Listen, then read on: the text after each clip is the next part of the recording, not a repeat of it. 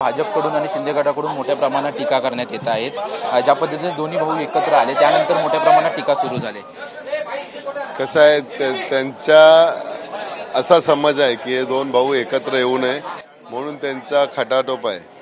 तर आणि संपूर्ण महाराष्ट्राला आनंद झालेला आहे की हे दोन वाघ मराठ्यांचे दोन वाघ एकत्र झाले आणि त्याचा कुठेतरी फटका शिंदे किंवा शिंदे सेना किंवा भाजप यांना पडणार हे त्यांना माहिती आहे। महानगरपालिकेत त्यांची सत्ता येणार नाही हे त्यांना कळून चुकलं हे दोन भाऊ एकत्र आल्यानंतर किंवा नाशिक पुणे जे मेन शहर आहेत तिथे यांची सत्ता येणार नाही हे त्यांना माहिती पडल्यामुळे ते टीका करणारच साहजिक आहे। राजकारणात त्याच्या अगोदर उद्धव ठाकरेंना असं म्हटलं जायचं की महापालिकेमध्ये त्यांचा जीव आहे। आता राज ठाकरेंना पण म्हटलं जाते की महापालिकेसाठी एकत्रित आले आणि दोन्ही भावांचा जीव हा महापालिकेत आहे। असं थोडंच मग राज्यासाठी यांचा भाजपचा जीव आहे का? शिंदे गटांचा एकमेकाला फोडून गेले किंवा केंद्रामध्ये नितीश कुमार किंवा ज्यांना घेतलाय सोबत चंद्राबाबू नायडू हे भाजपच्या विरोधात आहे तरी त्यांना जवळ केलंय का सत्तेसाठी काय? त्यामुळे प्रत्येकाला वाटते की सत्ता यावी म्हणून। आशिष शेलार शेवटचा प्रश्न, आशिष शेलारांनी पहलगाममध्ये झालेल्या आतंकवादी हल्ला ज्या पद्धतीने आतंकवाद्यांनी धर्म विचारून मारला तसंच मनसेचे कार्यकर्ते जे आहेत ते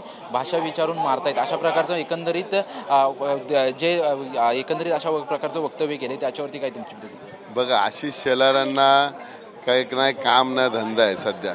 त्यांना काय वाटते की असा इथे काय मोगलाई लागली आहे का? लॉ अँड ऑर्डर आहे ना, गृह खाता आहे ना, असा भाषा विचारून कोणाला मारला आतापर्यंत? मनसेने मारला किंवा शिवसेनेने? असं एवढं काय कोण वेडे नाहीत ना की भाषा बघून मारा।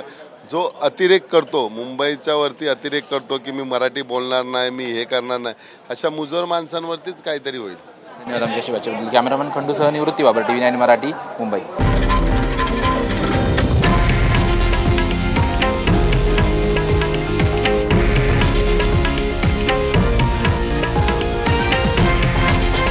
हे आहे देशातील नंबर 1 न्यूज नेटवर्क आणि आपण पाहत आहात TV9 मराठी, एकमेव।